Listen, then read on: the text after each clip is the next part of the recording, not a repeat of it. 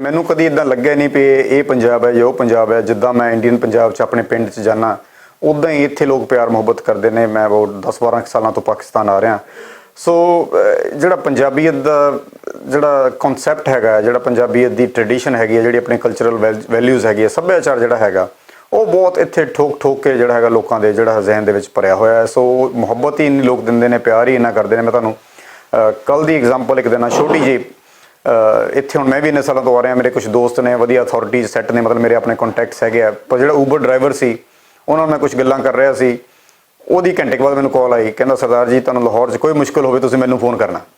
ਸੋ ਮਤਲਬ ਮੈਨੂੰ ਇੰਨਾ ਚੰਗਾ ਲੱਗਿਆ ਵੀ ਦੇਖੋ ਨਹੀਂ ਤਾਂ ਕੀ ਲੋੜ ਹੈ, ਉਹਨੇ ਆਪਣੇ ਪੈਸੇ ਲੈ ਚਲਾ ਗਿਆ ਸੀ।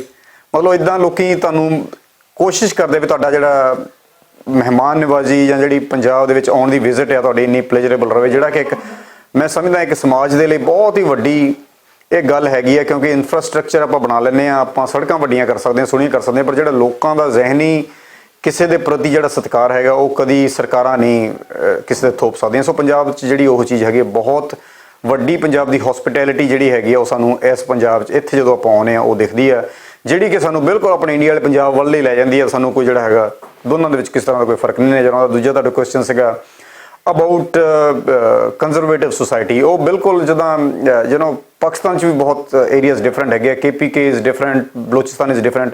ਜਿਹੜਾ ਪੰਜਾਬ ਹੈ ਲਾਹੌਰ ਨਾ ਬੜਾ ਪਹਿਲੇ ਸਮੇਂ ਤੋਂ ਹੀ ਇਹ ਬੜਾ ਮਾਡਰਨ ਸਿਟੀ ਰਿਹਾ। ਜਦੋਂ ਆਪਾਂ ਪੁਰਾਣੀ ਹਿਸਟਰੀ ਵੀ ਚੱਲਦੇ ਹਾਂ, it goes ahead of other parts of Punjab.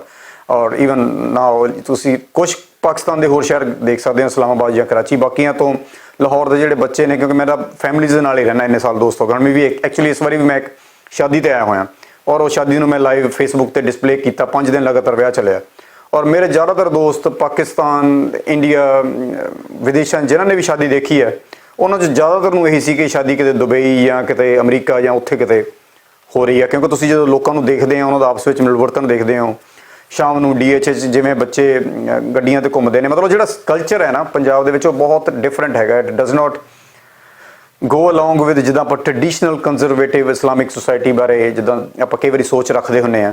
There is nothing, ਉਹ ਵੀ ਮਤਲਬ